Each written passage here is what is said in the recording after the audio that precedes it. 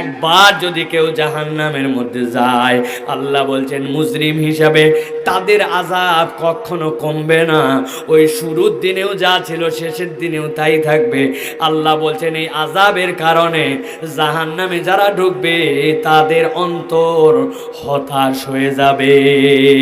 জাহান্নামে যাওয়ার পরে আর কোনো আশার আলো খুঁজে পাবে না। ওই জাহান্নামে যাওয়ার পরে ওই জাহান্নাম থেকে কতগুলো আর্তনাদ আল্লাহর কাছে দিবে, এবং এই আর্তনাদগুলি যখন আল্লাহর কাছে দিবে, ওই আর্তনাদ দেওয়ার পরে তারা আল্লাহর কাছে কতগুলো নিজের দোষও স্বীকার করবে। আল্লাহ রাব্বুল আলামিন কোরআনুল কারীমের মধ্যে কিয়ামত হওয়ার আগে, জান্নাত জাহান্নামের ফয়সালা হওয়ার আগে আল্লাহর পক্ষ থেকে জাহান্নামীদের ওই আর্তনাদ এবং ওই আর্তনাদের কারণ দুনিয়ার মানুষকে আল্লাহ রাব্বুল আলামিন জানিয়ে দিয়েছেন, যাতে করে বান্দা দুনিয়ার থেকে প্রস্তুতি নিয়ে তার জীবনটা জাহান্নামের দিকে নয় বরং জান্নাতের দিকে নিতে পারে। আল্লাহ দয়া করে এইরকম কতকগুলা বার্তা আমাদেরকে দিয়েছেন।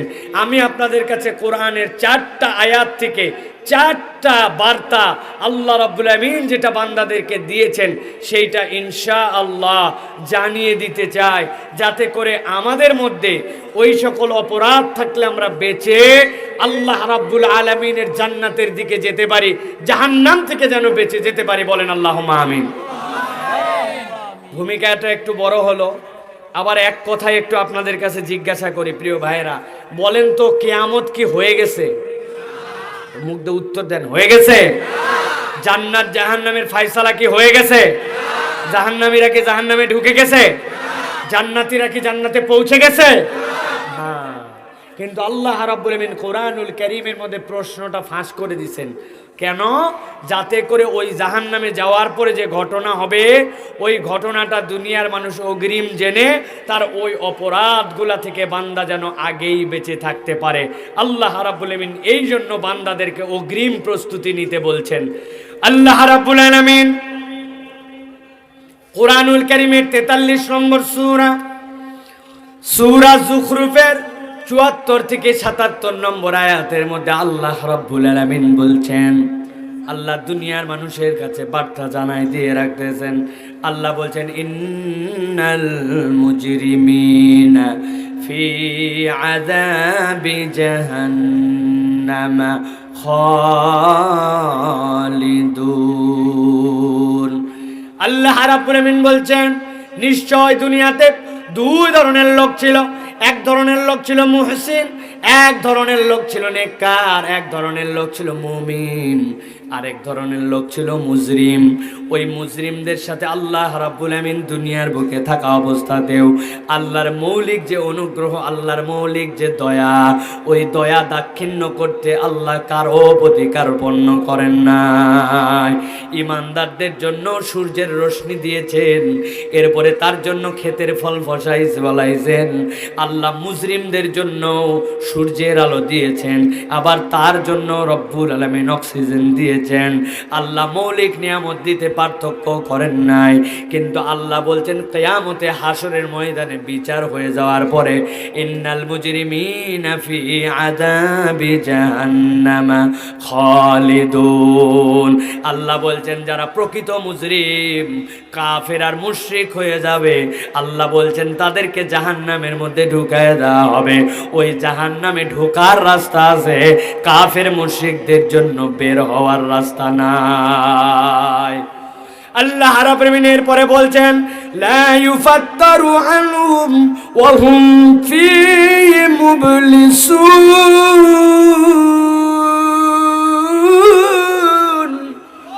আবার আল্লাহ রাব্বুল আমিন বলছেন ও দুনিয়ার মানুষ, যারা একবার ওই জাহান্নামের মধ্যে ঢুকবে, লা ইউফাত্তারু, দুনিয়ার বুকের সব কিছু আস্তে আস্তে স্থিমিত হয়ে আসে।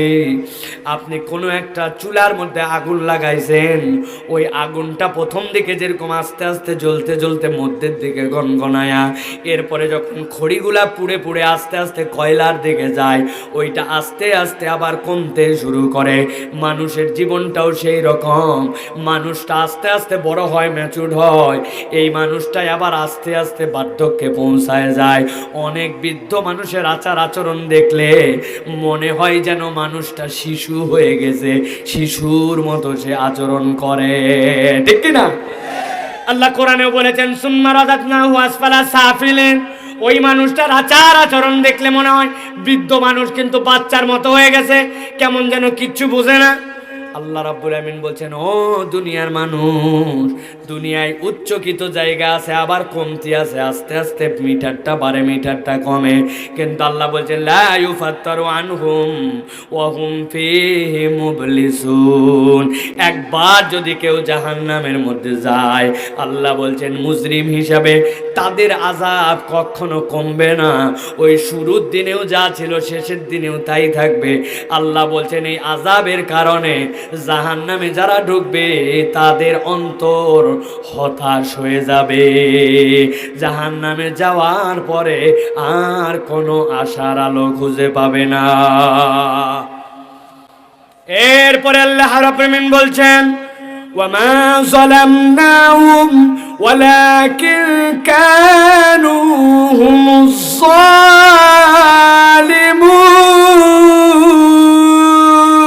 যালিমুন।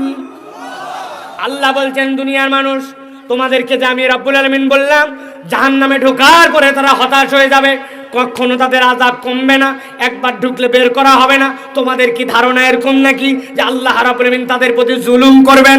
না না না, আল্লাহ আগেই বলে রাখতেছেন তাদের প্রতি কোনো জুলুম করা হবে না, তাদের প্রতি পূর্ণ বিচার করা হবে।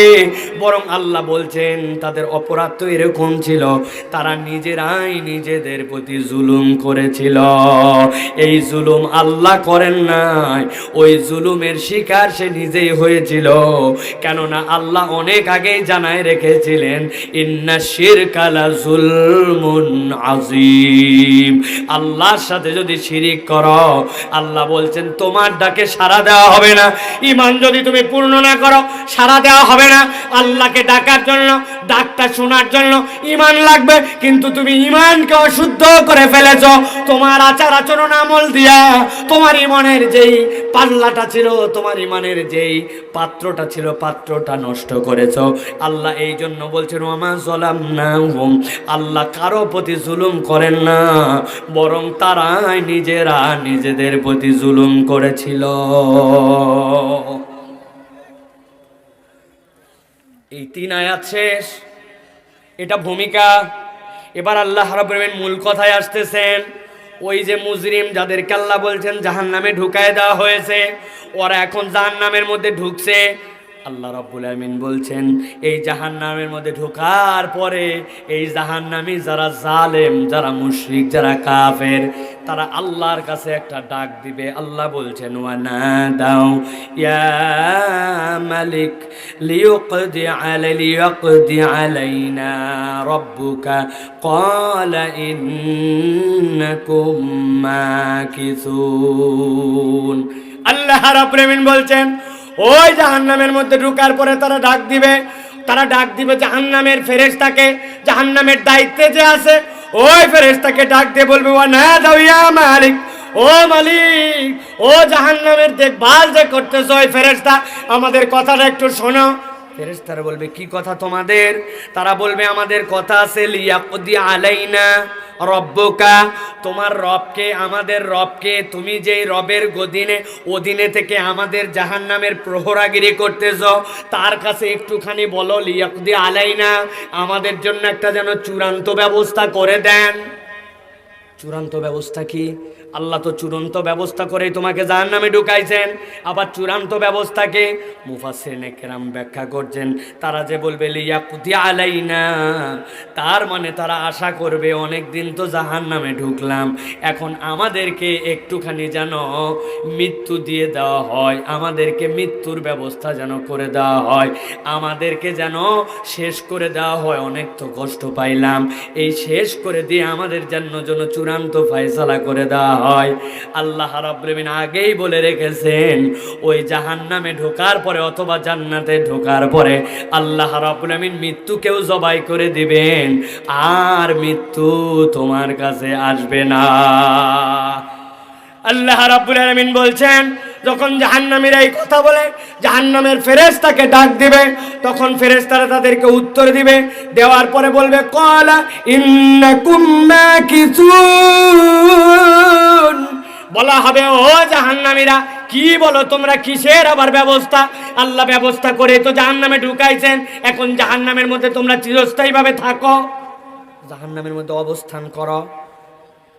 এরপরে ফেরেশতারা তাদেরকে বলবে, তোমাদেরকে যে জাহান্নামে ঢুকানো হলো, আল্লাহ যে বললেন তোমাদের প্রতি জুলুম করা হয় নাই, গভীর মনোযোগ দেন। এটা আলেম ওলামাদের জন্য কথা নয়, এটা আমরা যারা গুনাহগার, আমাদের জীবনটা যারা ইচ্ছা মতো চালাচ্ছি, যারা জীবন নিয়ে কোনো ভাবনা নাই, মনে করছে একটা মোবাইল পাইছে, একটা ফেসবুক পাইছে, আর একটা ইউটিউব পাইছে, আর মডার্ন ছেলে হয়ে গেছে, আমার থেকে বড় আধুনিক আর স্মার্ট কে আছে, এরকম ভাব নিয়ে ঘোরা ছেলে পেলে আসে না ভাই? পরে ক্লাস 6-এ, পরে ক্লাস 7-এ, কিন্তু ভাব চক্কর দেখলে মনে হয় ঢাকা বিশ্ববিদ্যালয়ে বোধহয় পিএইচডি করতেছে। তোমার জীবনের এখনো অনেক পানি গড়ানো বাকি। তুমি স্কুল পাস করবে কিনা, কলেজে উঠবে কিনা, জীবনে পাবলিক ইউনিভার্সিটিতে যাবে কিনা, বহুত জায়গা এখনো বাকি আছে।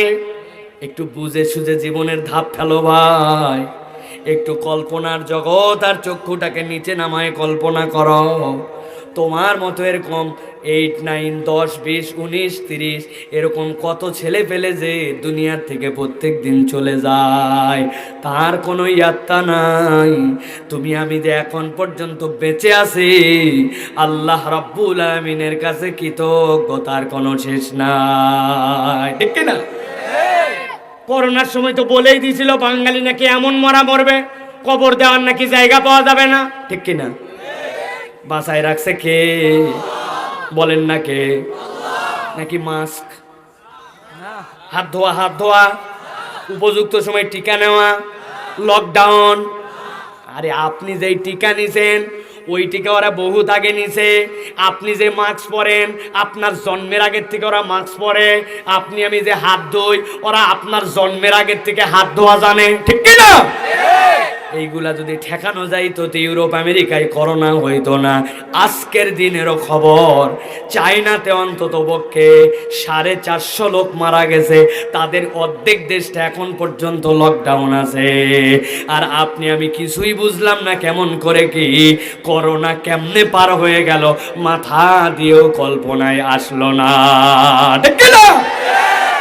আল্লাহ রাব্বুল আলামিন এই জন্য বলছেন ঠান্ডা মাথায় বোঝো।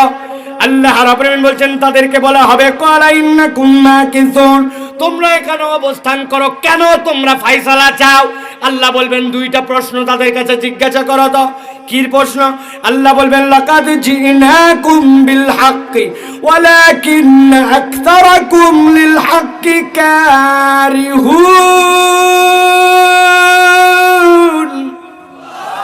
আবার আল্লাহ রাব্বুল আলামিন বলছেন, ও বাগার দল, আজকে জাহান্নামে আসার পরে বলতেছে আমাদেরকে মৃত্যু দিয়ে দাও, আমাদেরকে শেষ করে দাও। আল্লাহ বলছেন জিজ্ঞাসা করো, লাকাদ জিনাকুম বিল হক ওয়ালাকিন্না আকসারাকুম লিল হাক্কি কারিহুন। তোমাদের অধিকাংশের কি অপরাধ ছিল না? তোমাদের কাছে হক এসেছিল, তোমাদের কাছে ইসলাম এসেছিল, তোমাদের কাছে আল্লাহর বিধান এসেছিল, কিন্তু তোমরা আল্লাহর বিধান বোঝার পরেও জানার পরেও তোমরা আল্লাহর বিধানকে অপছন্দ করেছিলে, আল্লাহর বিধানকে তোমরা পাত্তা দেও নাই। জিজ্ঞাসা করি, আল্লাহ বলতেছেন ওই জাহান্নামীদের কাছে, সত্য সত্যই বলো তো বিষয়টা এরকম ছিল কিনা? এই আয়াত যখন পরিবার বিশ্বাস করেন, সবচেয়ে বেশি ভয় লাগে আমার। আল্লাহ রাব্বুল আলামিন বলছেন জাহান্নামে যাওয়ার পরে বের হতে যাবে, কিন্তু বের হতে দেওয়া হচ্ছে না, বলা হচ্ছে এখানেই থাকো, হতাশ বানায় দেওয়া হয়েছে, তাদের শাস্তি কম হচ্ছে না। জিজ্ঞাসা করলে আমাদেরকে শেষ করে দাও, মৃত্যু দিয়ে দাও, কিন্তু তাদেরকে আল্লাহ বললেন লাকাদ জিনাকা বিল হক, তোমাদের কাছে কি ইসলাম আসে নাই? তোমাদের কাছে কি আল্লাহর দাওয়াত আসে নাই? আসছিল তো সব, কিন্তু আসার পরে তোমরা তো অপছন্দ করেছিলে, আল্লাহর বিধান থেকে পাশ কাটাইছিলে। একটু ঠান্ডা মাথায় কল্পনা করেন, আমার কেন জানি ভয় হয়, মনে হচ্ছে যেন আল্লাহ আমার এই ধাক্কা দিয়ে বলতেছেন আল্লাহর কত বিধান আছে যে এইটা জানি আল্লাহর বিধান, তারপরেও আমরা পণ্ডিতি খাটায়া মন চায় না, ভালো লাগে না, এই ওই অজুহাত দিয়া আল্লাহর বিধানকে আমরা অপছন্দ করি, ঠিক না? কে জানে না মিথ্যা কথা বলা নাজায়েজ, মিথ্যা কথা বলা হারাম? কে কে জানেন না? হাত তোলেন। এই জানো মিথ্যা কথা বলা গুনাহ? জানো জানো জানো? এই দেখেন পিচ্চি বাচ্চা, মাসুম বাচ্চা, ও জানে। এখানে জানেন না কে? আল্লাহ যে মিথ্যা কথা বলা নিষেধ করছেন সবাই জানে, কিন্তু বললে কি হয়েছে দেখি তো। এই জন্য ইচ্ছা মতো ড্যাম কেয়ার মিথ্যা কথা বলে, বাপের কাছে বলে, মায়ের কাছে বলে, স্বামীর কাছে বলে, স্ত্রীর কাছে বলে, নেতারা পর্যন্ত এখন মঞ্চে এসে আনুষ্ঠানিকভাবে মিথ্যা কথা বলে, বলে না ভাই? এত বড় ইশতেহার ধরাই দিছে, ব্রিজ কালভার্ট এই সেই হে সব করে ফাটায় ফেলবে। আরে বেকল, জনগণ তো জানেই আপনার দূর কত দূর। একজন মেম্বার যদি বলে এখানকার আমি একটা 500 হাত লম্বা ব্রিজ বানাই দিব, মানুষ তো বুঝবে মিথ্যা কথা বলতেছে, কারণ মেম্বারের তো রেঞ্জই নাই। মেম্বারও জানে, জনগণও জানে, ঠিক কিনা? এই যে আনুষ্ঠানিক মিথ্যা কথা আমরা চালু করে দিছি, ইশতেহারের নামে মিথ্যা কথা, প্রতিশ্রুতির নামে মিথ্যা কথা। কে জানে না মিথ্যা কথা বলা নিষেধ, কিন্তু আমরা সকাল সন্ধ্যা মিথ্যা কথা বলি। বন্ধু 100টা টাকা পাবে, ফোন দিছে দোস্ত কোথায় আছিস, বলে আমি কেবল চান্দিনা পার হচ্ছে, আসলে বসে আছে এই জায়গাতে আড়াই বাড়ির সামনে। আছে না মৃত্যুক? আছে না এরকম? কথায় কথায় মিথ্যা কথা বলে। আল্লাহ বলছেন ভালো করে বুঝে নাও, লাকাদ জিনাকুম বিল হক ওয়ালাকিন্না আকসারাকুম লিল হকি কারিহুন। আল্লাহর পক্ষ থেকে হক আসছিল তোমাদের কাছে, ইসলাম আসছিল তোমাদের কাছে, কিন্তু ইসলাম তোমাদেরকে ভালো লাগে না। যেই মানুষকে দুনিয়ায় ইসলাম ভালো লাগবে না, ওই মানুষের জাহান্নাম ছাড়া যাওয়ার কোনো জায়গা হবে না, ঠিক না? মিথ্যা তো একদম মাইনর বিষয়, এটা তো একদম নিচের বিষয় গেল, কিন্তু এটা উঠতে উঠতে উঠতে উঠতে উপর পর্যন্ত আছে। ইমানের প্রশ্ন আছে, কেউ একজন মিথ্যা কথা বললে সে বেঈমান হয় না, ঠিক কিনা? মিথ্যা কথা কাবায়ের, কবিরা গুনাহ, কিন্তু মিথ্যা কথা বললে বেঈমান হয় না। কিন্তু এমন কাজ আছে যেইটা করলে আপনি ইসলাম থেকে বের হয়ে যান। আপনি যদি আল্লাহর কোনো বিধিবিধান আপনার মাথা খাটায়, বুদ্ধি খাটায়, বিবেক খাটায়, নানান যুক্তি কৌশলে, সমাজ বাস্তবতা, বিভিন্ন আপডেট মডেল, নানান কিছু অজুহাত দিয়ে আপনি যদি আল্লাহর কোনো বিধান অস্বীকার করেন, আপনার ঈমান থাকবে ভাই? কথা বলতেছে না, থাকবে? আপনি একজনকে বুঝাচ্ছেন পর্দা করা লাগবে, ইসলাম পর্দা ফরজ, উনি বলছেন রাগ তো ওই সময় ছিল আবহাওয়া খারাপ, বালুকাময় পরিবেশ, ওই সময় লাগতো পর্দা, এখনকার সমাজে আর পর্দা লাগে না। আছে কিনা এই মতাদর্শের লোক? এই কথা যদি আপনি বলেন ভাই, আপনার ঈমান চলে যাবে। আপনি বলতে পারেন পর্দা দেওয়া আল্লাহর বিধান, এটা মানাই উচিত, এটা না মানলে গুনাহ হয়, এটা আমি মেনে ফেলবো, হয়তো এখন পারতেছি না, এটা আমার ব্যর্থতা। আপনার ঈমান আছে, কিন্তু পর্দা নিয়ে যদি কটূক্তি করেন, বাজে কথা বলেন, এইটা লাগে না, অথবা আপনার মাথার দর্শন অনুযায়ী যদি পর্দার দর্শনের ঘোষণা দেন, এইটার সাথে ইসলামের কোনো সম্পর্ক নাই। নিচের দিকে পড়ছেন টাইট জিন্স, উপরে পড়ছেন গেঞ্জি বা ফতুয়া, আর মুখের মধ্যে কাপড় পেঁচায়া আপনি মনে করছেন আমার পর্দা হয়ে গেছে। আছে কিনা এই গ্রুপ? আছে কিনা? না বোন, আপনার পর্দা হয় নাই, আপনি কনসেপ্ট বুঝেন নাই। আপনাকে অ্যাপ্রিসিয়েট করে যে আপনি অন্তত হিজাব করতে হবে এইটুকু বুঝছেন, কিন্তু বাকিটা ইসলামের বিধান বুঝে নেন। আমি কয়েকটা কথা জিজ্ঞাসা করব, উত্তর দিবেন আপনারা। রাসূলুল্লাহ সাল্লাল্লাহু আলাইহি ওয়াসাল্লামের স্ত্রী কন্যাগণ, আমাদের স্ত্রী কন্যাগণ যেই ধরনের পোশাক পরে, তার থেকে ভালো, তার থেকে আধুনিক, ওই সময়ে তার থেকে সুন্দর শালীন পোশাক পরতেন কিনা? পড়তেন। আল্লাহ বলছেন আপনার স্ত্রীরা যে ঘরে পোশাক পরে, আপনার মেয়েরা যে পোশাক পরে, ওই পোশাকের উপর দিয়ে একটা কিছু এমন কিছু পরা যেটা মাথা থেকে কাঁধ আর সামনের বুক পর্যন্ত ঢেকে থাকবে, ওই এক্সট্রাটা পরার নাম পর্দা।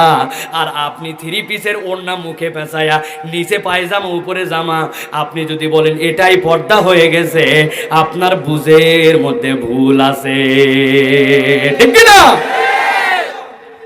এটা গেল পর্দার বিধান। আল্লাহর আইনের কথা যদি আমরা বলি, তাহলে আল্লাহ রাব্বুল আলামিন চোরের জন্য শাস্তির বিধান দিয়েছেন কিনা? ওই চোর যদি সচিব হয় তাহলে শাস্তি হালকা, কথা বলেন। আর যদি মসজিদেতে জুতা চুরি করে তাহলে ওর তাহলে গণধোলায়। না না না, চোরের বিধান আল্লাহ রাব্বুল আলামিন দিয়েছেন, জেনার বিধান আল্লাহ রাব্বুল আলামিন দিয়েছেন। আপনার কাছে নামাজের ওয়াজ ভালো লাগে, রোজার ওয়াজ ভালো লাগে, হজের ওয়াজ ভালো লাগে, ফাজাইল আমলের ওয়াজ ভালো লাগে, যেই না বলবো আল্লাহর বিধান অনুযায়ী চোরেরও বিচার হোক, আল্লাহর বিধান অনুযায়ী জেনাকারেরও বিচার হোক, তখনই বান্দা বেজার, ঠিক না?